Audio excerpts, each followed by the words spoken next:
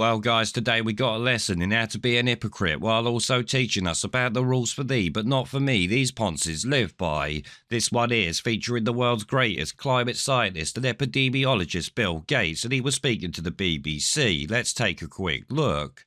What do you say to the charge that if you are a climate change campaigner, but you also travel around the world on a private jet, you're a hypocrite?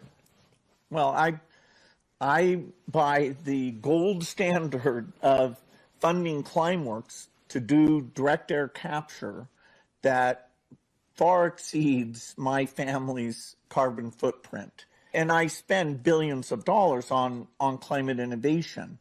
Are you serious? So, should I stay at home and not come to Kenya and learn about farming and malaria?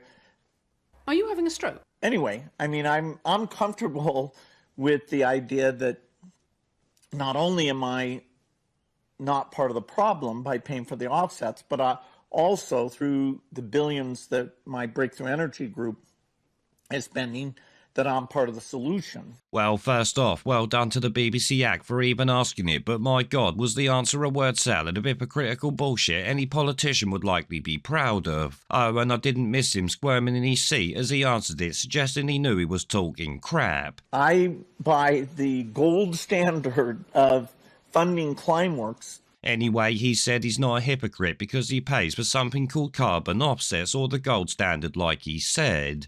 These are like carbon credits that we'll all get soon, where rich tosspots can pay a bit of money to act like their private jet spits out no emissions at all. It's a massive con, obviously, which Bill Gates proves with his answer there. Now, he also talks about how much he spends on climate innovation, but that's not because he cares about the planet, it's because he knows he can make a shitload of money from it.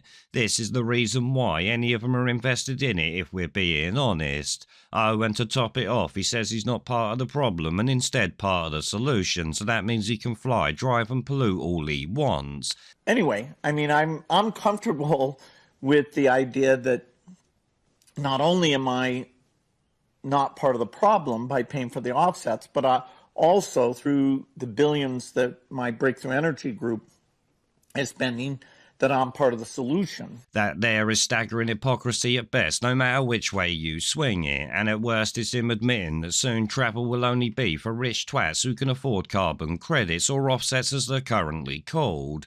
So this is one of the biggest climate pushers telling the BBC and you that he's flying around his spine because he's got money. Us peasants will be stuck in our 15-minute cities using public transport because you won't have a car to drive if this clown has his way. All at the same time he jets around telling us to turn off the eating to save the bloody planet. Now personally, if you ask me, this Wankstain and the rest of them pushing it are the only problem and can never be the solution. Unfortunately, we got a corrupt political class that acts in their interest and not bloody ours. The sooner Joe Public wakes up to that fact, the more chance we've got of stopping them. Unfortunately, Joe Public's too busy melting their brain watching Love Island and shit.